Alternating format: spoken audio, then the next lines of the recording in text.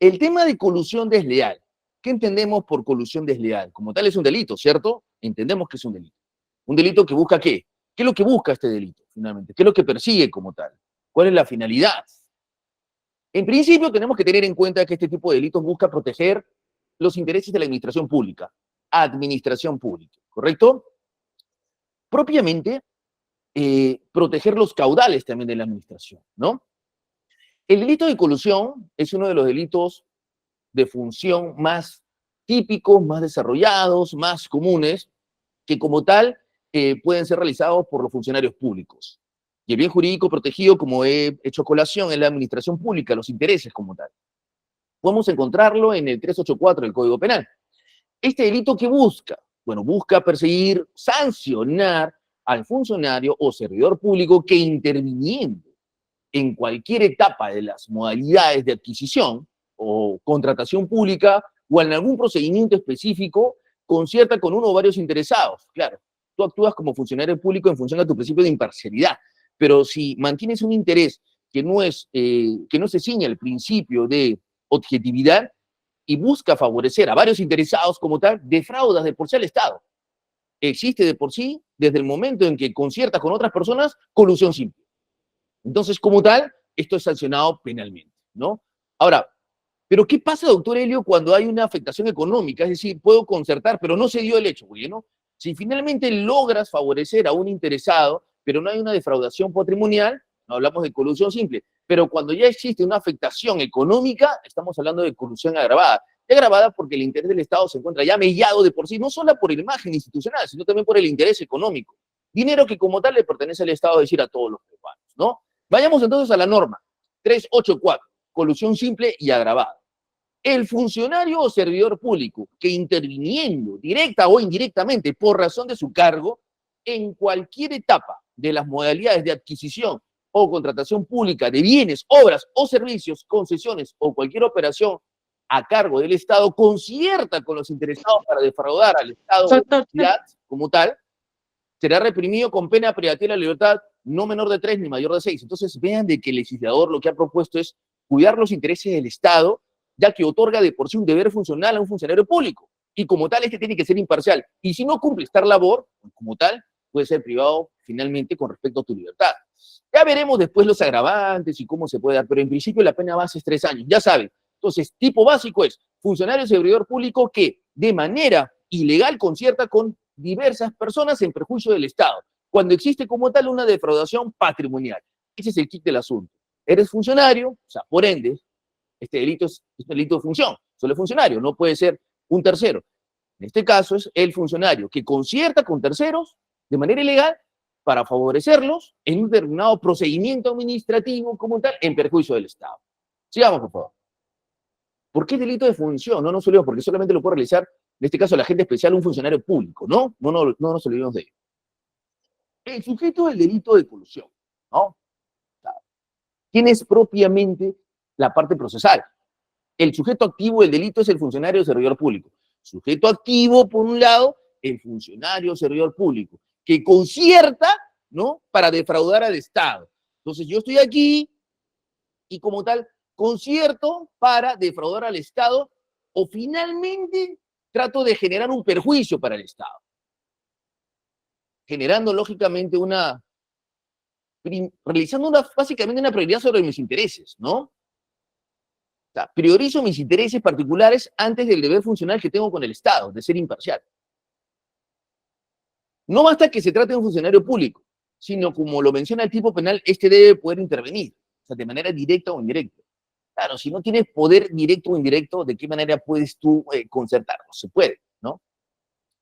Entonces, esto quiere decir que el funcionario cuenta con atribuciones que el Estado u organismo estatal le ha confiado, el deber funcional, no nos olvidemos, para que lo representen de cualquiera de las etapas mencionadas anteriormente. Entonces, vuelvo a señalar, sujeto de delito propiamente o partes procesales. Sujeto activo, ¿quién es? El funcionario servidor público. Y no basta que sea cualquier funcionario público, tiene que intervenir directa o directamente, directa o indirectamente, en razón a quién razón a su cargo, ¿no? En alguna de las etapas del procedimiento de contratación administrativo, ¿no? Entonces, como tal, si defraudas al Estado, cuando tienes una función, un deber de cuidado, y lógicamente incumples, en perjuicio del Estado, evidentemente estás siendo pasible de ser investigado por un delito de colusión. Sigamos, por favor. Sigamos, por favor. Muy bien. El artículo 425 del Código Penal, ¿no? Incorpora una noción amplia de funcionario o servidor público, pues no solo comprende a los que integran la carrera administrativa, a los que desempeñan cargos públicos o de confianza, y a los miembros de las Fuerzas Armadas y a los de la Policía Nacional, sino que también a los que con independencia de este régimen presten servicios en organismos públicos y en general incluidas empresas públicas y sociedades de economía mixta, y en su mérito ejerzan funciones entre ellas, y los designados por la autoridad competente para desempeñar funciones a nombre del servicio del Estado. O sea, ¿cuál es el quid del asunto aquí? Que tengas una vinculación con el Estado, ¿no? Vinculación con el Estado. Si incumples, lógicamente, este deber funcional, eres sujeto pasible de sanción. Sigamos, por favor. Oye, el sujeto activo de este delito no debe ser cualquier funcionario, sino que este debe ser vinculado notablemente con la posibilidad de orientar el proceso de contratación pública. O sea, tengo que estar vinculado directa o indirectamente. Tengo que ejercer un rol de funcionario y en función a mi cargo, vinculado directa o indirectamente, tengo que prevalecer el interés de terceros antes del Estado. Si pasa eso, evidentemente existe delito, ¿no? O sea, vamos, directamente tengo que emitir un informe, seleccionar a una persona.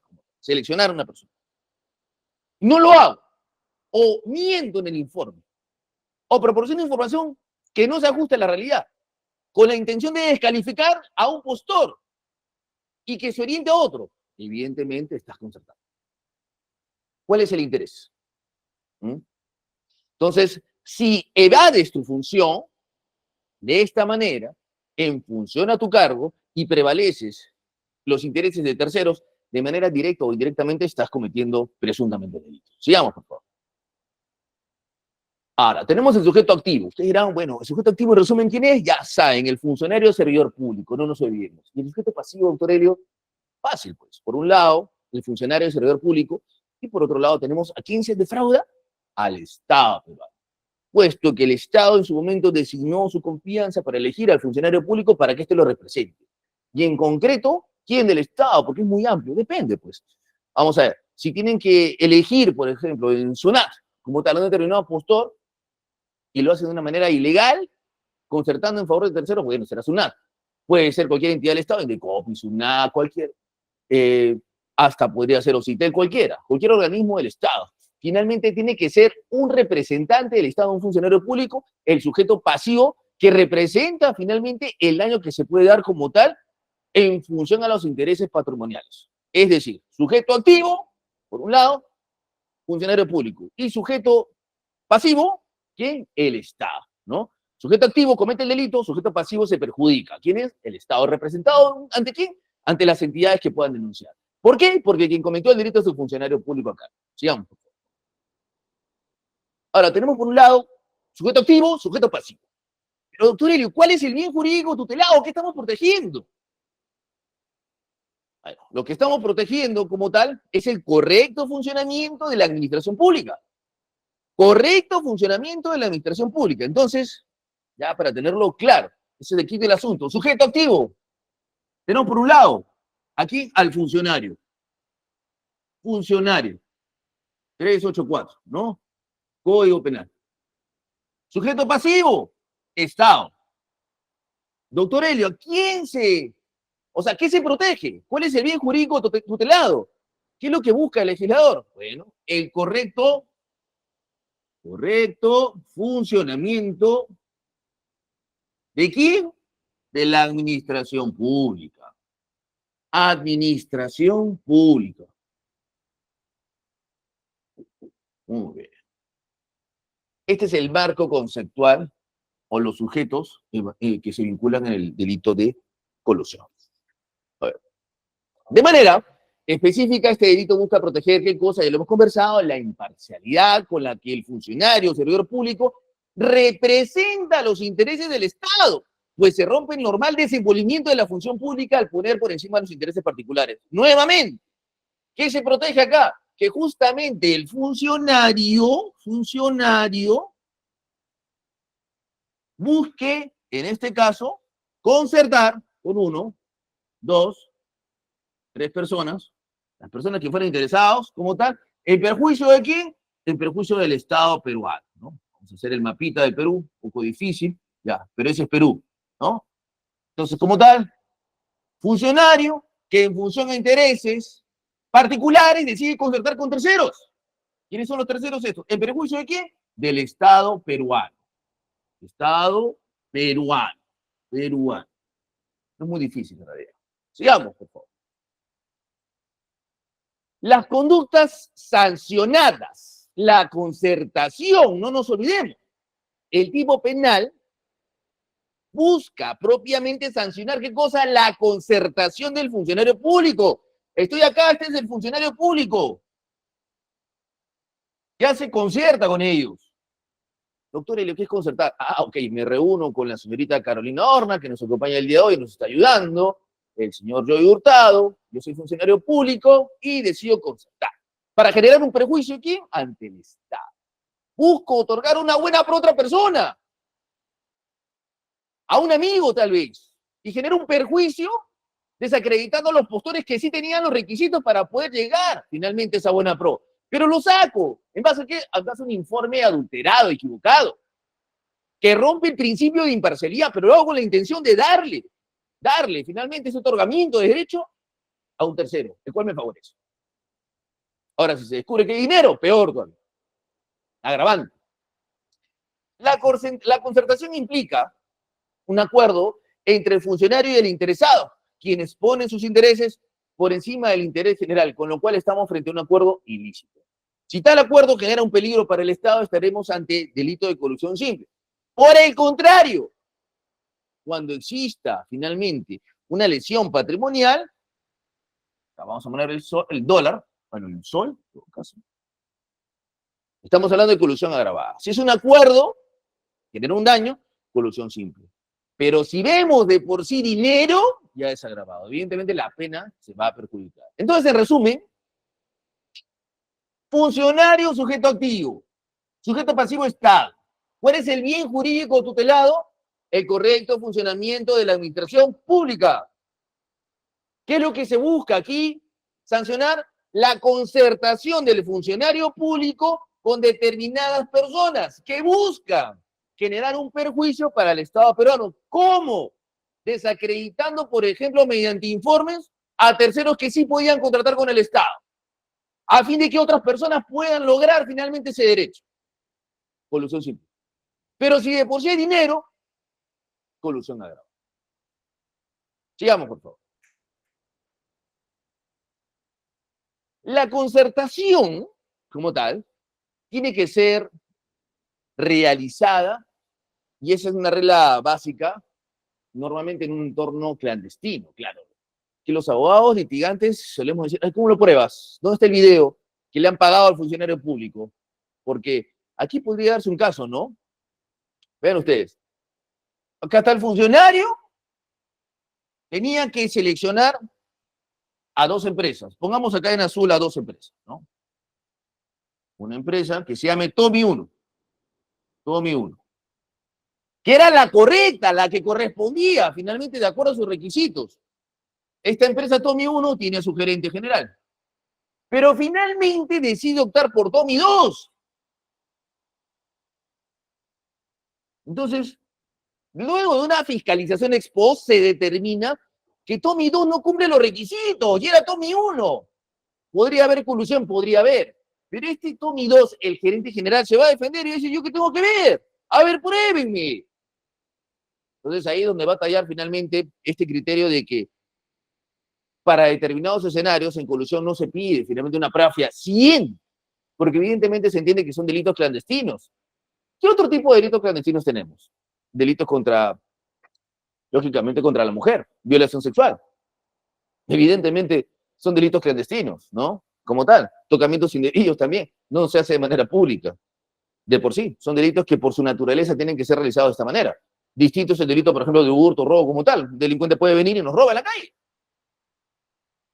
Pero finalmente hay delitos en los cuales sí corresponde utilizar finalmente esta figura de la clandestinidad, ¿no?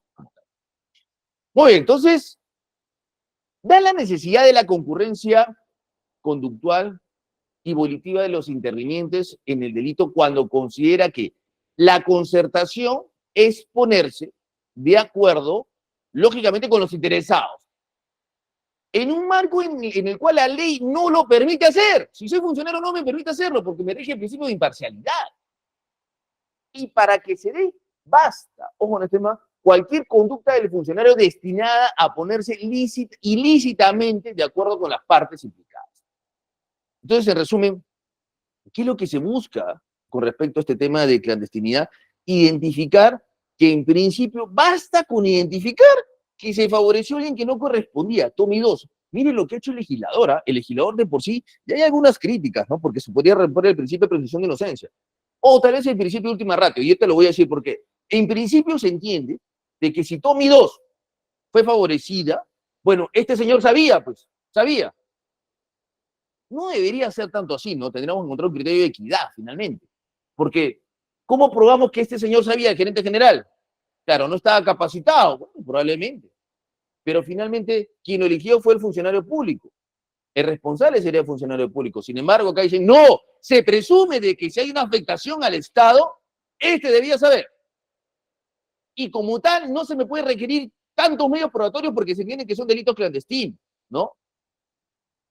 Ahora hay que tomar en cuenta con pinzas y ya dependerá mucho del abogado cómo defenderlo, ¿no? El principio de última ratio, por ejemplo, podremos entender que es una falta administrativa, si no hay dinero, tal vez el principio de última ratio bastaría con una sanción administrativa, no ir más allá, podría ser, ya dependerá mucho de la forma en la cual el abogado litigante pueda defenderse. Una sección de procedencia de acción, demostrando tipicidad, vamos, ok, me equivoqué, pues yo soy funcionario, seleccioné a Tommy 2 y no cumplí los requisitos, pero ¿cómo demuestras que se cumple el delito de colusión? Utilicemos la imputación, señor fiscal, hay que colocarla. A ver, demuéstreme a mí que yo finalmente he pactado o concertado con el gerente de Tommy 2. No se puede, ¿no? Difícil, en todo caso. Claro, fiscalía, por otro lado, va a decir, no, pues, doctor Helio, no se apresure. Principio de progresividad de la investigación fiscal. Infundada la excepción. Tengo que seguir investigando, lo voy a seguir investigando hasta el final. Dependerá mucho finalmente del abogado cómo defender, ¿no? Esas son algunas estrategias de cómo mantener la defensa. Sigamos, por favor.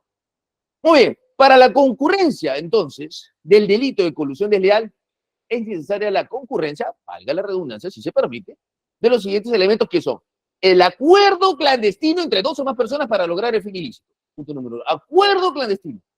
Perjudicar a un tercero, en este caso, ¿quién? Al Estado peruano. Y mediante diversas formas contractuales para lo cual se utiliza el cargo o comisión especial, ¿no? Entonces, 3 puntos específicos. 1, acuerdo clandestino. 2, perjudicar al Estado y la forma mediante la cual se realiza este perjuicio.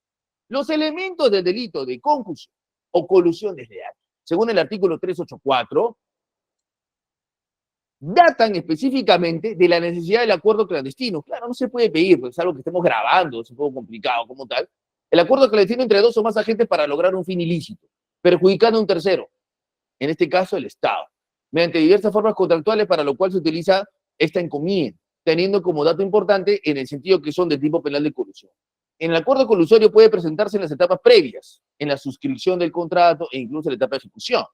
Es decir, esto se puede dar cuando le otorgan ya el derecho a Tommy 2, la buena pro, o incluso podría ser antes, ¿no?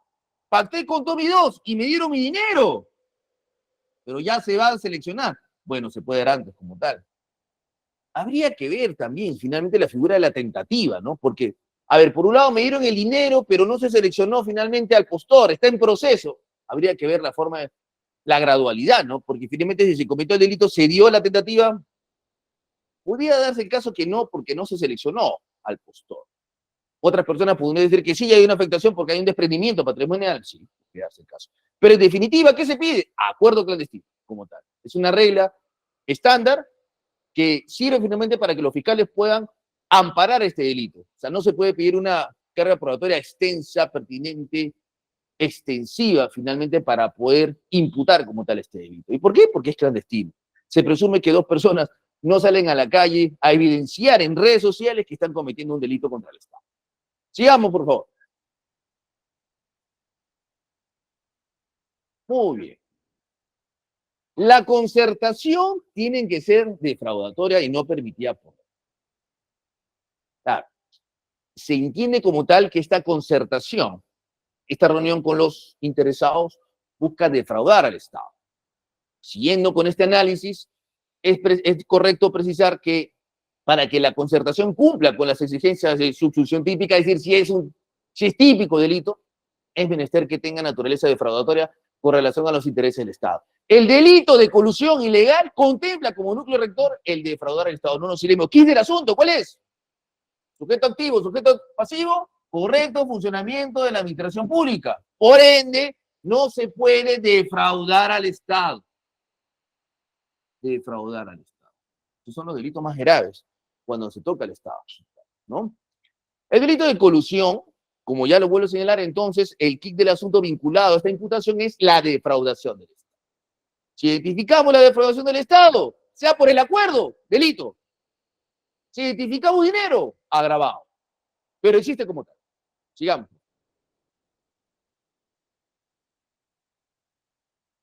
La defraudación de los intereses estatales a través de los actos de concertación implica como tal una transgresión a los deberes inherentes a sus cargos, ya que estos debían actuar a nombre propio. Ya lo hemos tocado anteriormente, porque recordemos, funcionario, ¿qué hace el funcionario?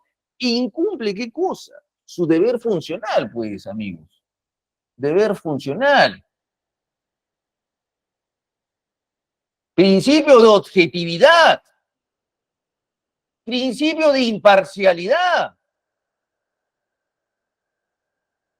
Entonces el funcionario como tal incumple esta carga del deber funcional, objetividad e imparcialidad. Y si incumples como tal ello, con la intención de defraudar al Estado, priorizando tus intereses, es un delito. Si se identifica que hay dinero como tal, agravado. Porque promueves que tus intereses sobre los del Estado, logrando resultados evidentemente beneficiosos, pero ¿para quién? Para terceros. ¿Y qué utilizas? Bueno, ya depende mucho, ¿no? ¿Qué puede utilizar acá el funcionario? Hemos hablado, por ejemplo, de un informe, ¿no? Descalificando a un postor cuando no debería hacerlo. Un contrato también, favoreciendo una adenda también. Evidentemente lo que se busca hacer. Bueno, entonces, continuando con ello, y ya habiendo explicado, tiene que existir una transgresión a los deberes inherentes a sus cargos. Principio de objetividad e imparcialidad. Sigamos, por favor. No olvidemos que el delito de colusión se da en un contexto usualmente de contratación estatal. No obstante, no se limita a la ley de contrataciones con el Estado, sino que engloba otros tipos de contratos administrativos y civiles en los que el Estado se aparte. No solamente vinculamos temas de contrataciones. Cuando el Estado contrata, tiene que contratar a alguien, y tu cargo como funcionario es a viabilizar la contratación, y si directamente, directa o indirectamente, beneficias a un tercero, mediante la contratación, has cometido un delito. Entonces, se fundamenta finalmente en la expresión que cualquier operación a cargo del Estado, cualquier operación a cargo del Estado, evidentemente, nuevamente, porque el bien jurídico protegido, ¿cuál es? El correcto funcionamiento de la administración pública. Entonces, cualquier operación a cargo del Estado encargada a tu persona como funcionario público. Entonces, si está asignado como tal a un funcionario público y omites el deber funcional de cumplir los principios de objetividad e imparcialidad, y conciertas con terceros, dando prioridad a tus intereses, evidentemente estamos ante un delito de colusión. Para la configuración del delito de colusión simple solo se requiere la concertación, como hemos hablado, ¿sí? Pero no cualquier concertación, sino una que busque afectar al Estado. Tiene que ser defraudatoria, no nos olvidemos, como hemos hablado. Sobre lo indicado, tenemos que considerar que un elemento trascendental para la configuración de la colusión simple es la idoneidad del acuerdo para generar un riesgo al proceso de contratación pública, lo que supone desviarse de la defensa de los intereses públicos encomendados y de los deberes que informan la actuación pública en el marco de las contrataciones.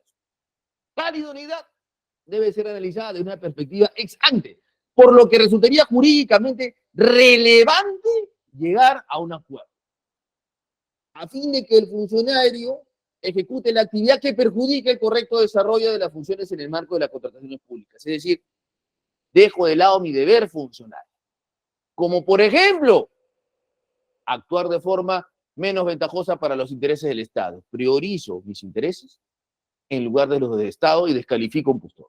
Eso, en función a haber concertado previamente con terceros, evidencia un delito como tal contra la administración pública. Sigamos, por favor. La concertación y su probanza mediante indicios. Es decir, que las irregularidades en cualquier contratación pública o errores en procedimientos administrativos, si bien por sí mismos y apreciados individualmente carecen de relevancia penal, este es el tema, valorados en conjunto, bajo las reglas de la sana crítica y la obtención de otros medios probatorios, pueden constituir indicios relevantes como prueba inicial. Beneficia un tercero, pues, que no tiene los requisitos. Y el gerente es primo político del funcionario. No, ¿qué más? Pues es un indicio relevante, ¿no? Entonces, estos indicios como tal sirven finalmente para determinar una responsabilidad penal, ¿dónde? En una fase de juzgamiento, ¿no? Donde el hecho principal es haber generado una contravención a tus deberes de objetividad e imparcialidad. No avisaste, es imparcialidad, es tu primo político, ¿cómo no avisaste? Desde ya tienes un punto para tomar en cuenta para sostener la configuración del delito penal. Sigamos, por favor. La concertación puede ser en cualquier fase del proceso de contratación con el Estado. Como he señalado anteriormente, si tenemos al funcionario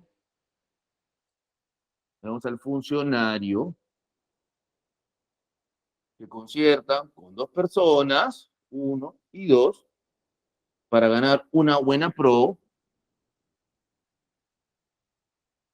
y se identifica que apenas se reunieron, le pagaron 1.000 soles, pero todavía no entregaron la buena pro.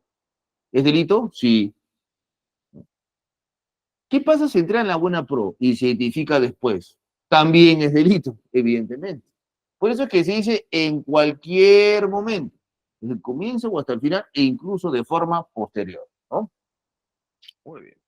Entonces, dicho eso, debemos precisar que la comisión del delito de colusión puede ocurrir antes, como ya he señalado, antes como tal, como luego de su ejecución o incluso al final. En cualquier etapa de la contratación pública es factible que se produzca un concepto legal o delictivo en perjuicio del interés público de las modalidades y las contrataciones. Claro, al final, vean la buena pro, y al final tienes que entregar, por ejemplo, a ver, vamos a ver, me contratan para entregar 1.000 paquetes de hojas. Pero finalmente, en función a este acuerdo, voy entregando 800 o 700, y no es la cantidad. Por eso es que puede ser al final y después incluso. Evidentemente, si el funcionario no cumple su rol de objetividad y parcialidad, está cometiendo un delito. Sigamos. Entonces, como hemos hablado, mucho tiene que ver el llamado principio defraudatorio, por el cual se atenta con los intereses del Estado.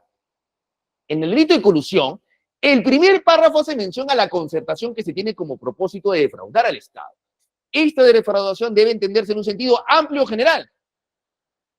Yo sí suelo citar al Tribunal Constitucional y les comparto finalmente una resolución, por lo menos un alcance, ¿no? Con respecto a este tema. El TC considera que defraudar implicaría traicionar la confianza del Estado depositado en estos funcionarios. Imagínense lo que considera el máximo intérprete de la Constitución, defraudar la confianza del Estado. Por eso estos delitos son graves. Se toma en cuenta también la existencia de un quebrantamiento de los roles especiales asumidos por los sujetos vinculados por el servidor público. Fidel Rojas lo plasma. Yo considero que es un símil de considerar la omisión del deber funcional. O sea, incumple partes de ese delito también, ¿no? Porque logra finalmente, en base a un rol incompatible, negociar con terceros en contra del Estado. Entonces, existe un quebrantamiento de tu rol, negociando con terceros, dando prevalencia a tus derechos, perdón, a tus intereses que a los del Estado. Muy importante tomar en cuenta cómo la jurisprudencia, en este caso, del TC, estas resoluciones e incluso la doctrina autorizada concuerdan en que existe una defraudación, finalmente, contra los intereses del Estado. Y grave es tomar en cuenta porque parte de un principio de confianza entregada por el Estado peruano a los funcionarios o servidores públicos. Ok. La responsabilidad del particular, ¿no? El particular interesado, ¿se acuerdan que hablamos de Tommy II, el gerente general? El particular interesado en el delito de colusión podría tener la calidad de cómplice primario, habida cuenta que al tratarse de un delito de encuentro, se requiere de su intervención para consumar el delito. Así se puede afirmar que el particular va a contribuir con la puesta en peligro o lesión del bien jurídico penalmente protegido, ¿no? Entonces, la pregunta es la siguiente, con respecto a este tema. El gerente de, en este caso, el tercero puede ser responsable, sí, como cómplice primario, pero miren lo que dice la norma. O sea, se presume como tal que su intervención de por sí genera un indicio, ¿no? Porque esta intervención es para consumar el delito, porque sin él no se habría dado.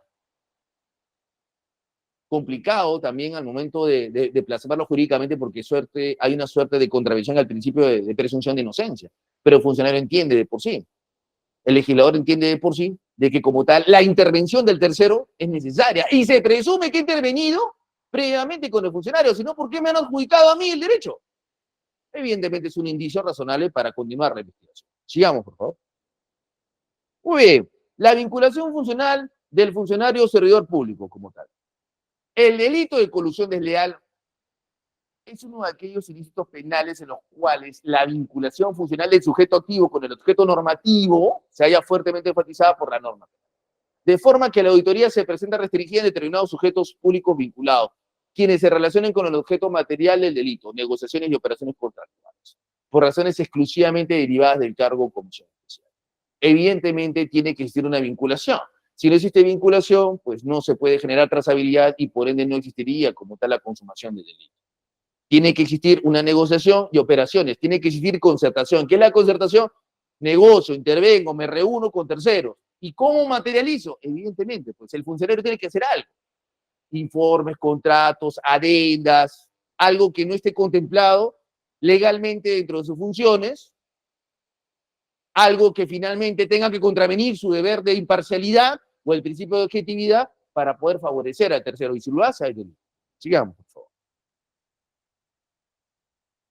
Tomar en cuenta también que por más que una persona tenga este rol de funcionario o servidor público, y si bien como sujeto activo se requiere tal función, se requiere, y lo hemos dicho al comienzo, una vinculación directa o indirecta, es decir, una vinculación funcional.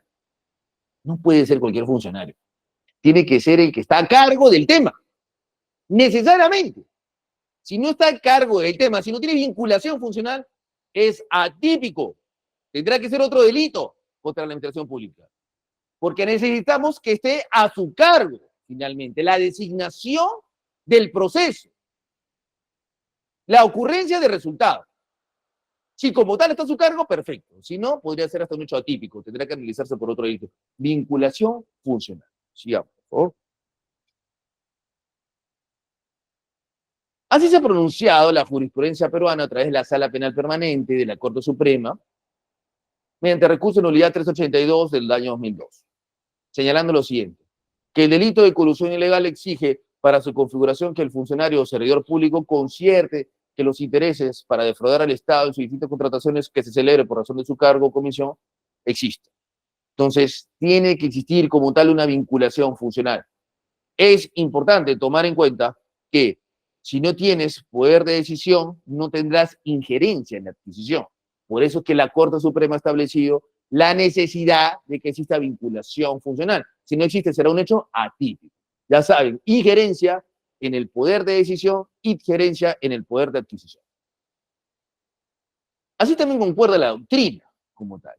Puede ser el funcionario o servidor público que realiza la conducta descrita en función a su cargo, vinculación funcional. Entonces, ya tenemos, estimados amigos de esta comunidad jurídica, algo muy importante. El TC nos dice vinculación funcional. La doctrina nos dice proceso a su cargo.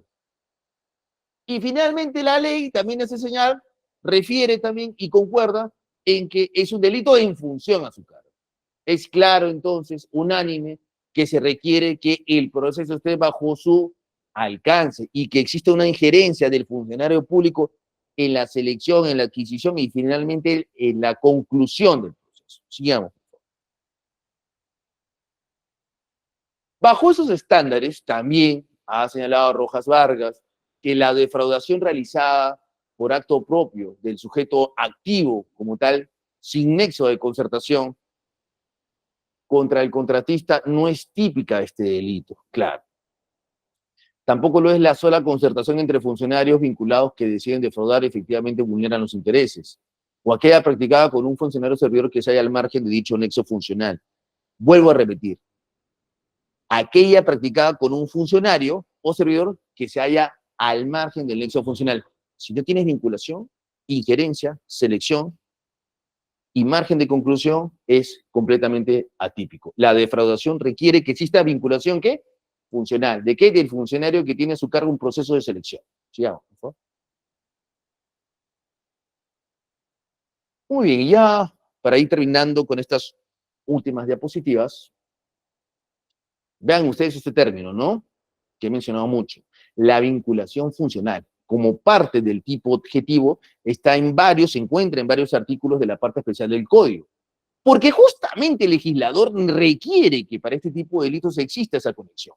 En el delito de confusión, 382, prescribe que el funcionario o servidor público que abusando de su cargo, nuevamente, abusando de su cargo, ¿no? Así se habla en el delito de peculado doloso, 387, que prescribe el funcionario o servidor público que se apropia o utiliza en cualquier forma para sí o para otro caudales o efectos cuya percepción, administración o custodia le estén confiados por razón de su cargo.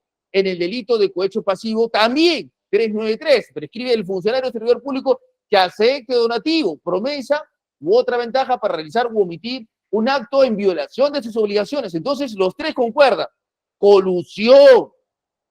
También, por otro lado, peculado y cohecho, que es un delito o son delitos que se asocian en función a un deber asignado a su cargo, asignado por la vinculación funcional. Si no tienes vinculación funcional, evidentemente es aquí. Muy bien, sobre algunos puntos problemáticos al delito de colusión. Claro, la carga de la prueba, ¿no? Evidentemente, ¿cómo identificamos el delito? ¿Cómo identificas que se reunieron? Bueno, trabaja mucho con prueba indiciaria, ¿verdad? ¿No? Hay que advertir, lógicamente, que en determinados escenarios, como tal, se requiere acreditar indiciariamente por lo menos la configuración de delito. Entonces, en determinados hechos no se requiere una certeza, aunque para el Código Procesal Penal requiera una certeza absoluta en la sentencia, es posible que se pueda sentenciar finalmente con prueba indiciaria. Y los indicios indiciarios pueden sumar finalmente una identificación de la responsabilidad penal. A ver, son primos políticos, perfecto. Descalificas a un tercero cuando no debías hacerlo, perfecto. No encuentras un bien, una retribución económica, pero existe como tal una concertación, entonces sí, por los indicios podría generar finalmente una sanción, que evidentemente que podría realizarse en base a la prueba indiciaria. Bueno, sigamos, por favor. Es claro entonces que la colusión desleal es un delito de encuentro porque se requiere la concurrencia volitiva y conductual de dos partes. Ya sabes, delito de encuentro, porque si no, ¿con quién se encuentra, pues, amigos? A ver, el funcionario público, ¿cómo puede llegar a un acuerdo? Tiene que encontrarse con alguien, con los interesados. Por eso es delito de encuentro, así de sencillo. Verbo rector, delito de encuentro. ¿Cómo? Mediante la concertación de personas. Verbo rector, concertar. ¿Cómo? Encuentro entre ambas partes, funcionario e interesados. ¿En perjuicio de quién? Del Estado peruano. ¿Cuál es el bien jurídico tutelado? El correcto funcionamiento de la administración de justicia. Muy bien, entonces ya para terminar, y ya no ser redundante con esta exposición, no nos olvidemos que el delito de colusión simple y agravada se encuentra en el 384. Sujeto activo, funcionario. Sujeto pasivo, Estado. Bien jurídico tutelado, el correcto funcionamiento de la administración pública. Cuando existe de por sí una concertación, se entiende que es defraudatoria. Si, ¿en contra de quién? Del Estado. Si de por sí se encuentra la defraudación en función de intereses económicos, colusión agravada. Entonces, como tal, este tipo de delitos, como ya lo hemos analizado, como puede ser el delito de cohecho y el delito de peculado, requieren que la vinculación funcional.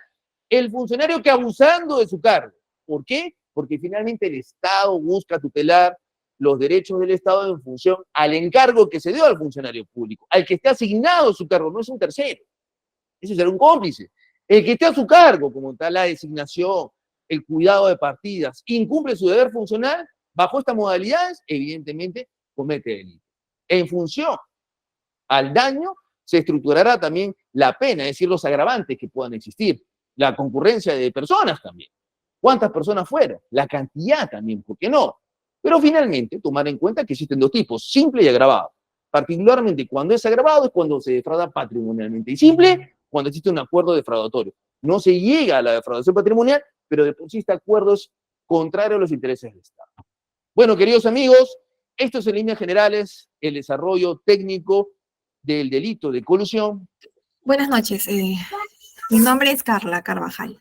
Carla, ¿cómo estás? Mucho gusto. Sí, bueno, doctor, encantada de escuchar su ponencia. Quería preguntarle respecto a la colusión simple. Bueno, el poner colusión simple y concertar, como le escuché en un ejemplo, diciendo de que, bueno, sería muy sencillo de repente encontrar que en un concurso público, de repente encuentran a una participante o postulante con, con uno de los requisitos que de repente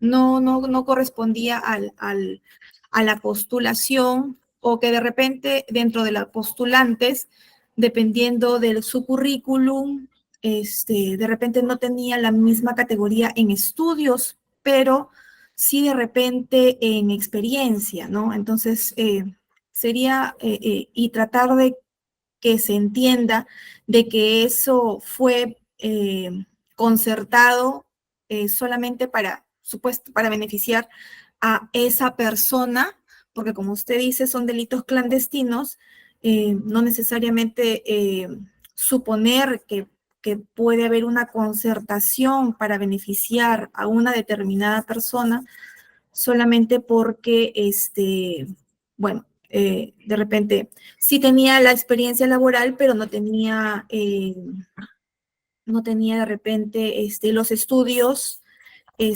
dentro de las, supongamos, 3 o 5 postulantes que se presentaron. Entonces, sería un poco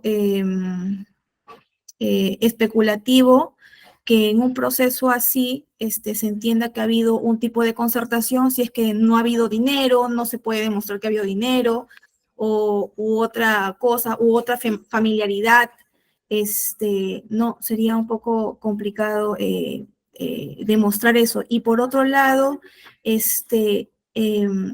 visto, por ejemplo, en la postulante no es funcionaria pública.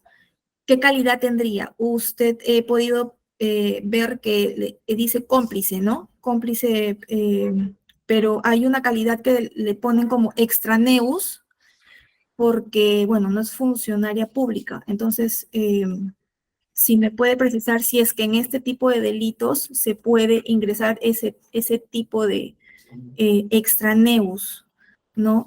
No siendo funcionaria pública y de repente siendo postulante. Bueno, muchas gracias por la pregunta. Extraneus es el tercero interesado, ¿no? En este caso, cuando hablamos de funcionario público y estos dos, como no son funcionarios públicos, ingresan como extraneos. Y sí, ingresan como cómplices primarios, son investigados como tal, no como autores, pero sí como cómplices primarios, porque es un delito finalmente de función. El delito está atribuido al funcionario público. Estos deberían ser extraneos o terceros interesados en este caso. Cómplices primarios sí, van a ser involucrados en el proceso penal, evidentemente. Si existe un indicio, una particularidad que hace referencia a que existió una concertación para favorecerlos, en perjuicio del Estado, evidentemente van a ser involucrados como cómplices y extraneos, como tal.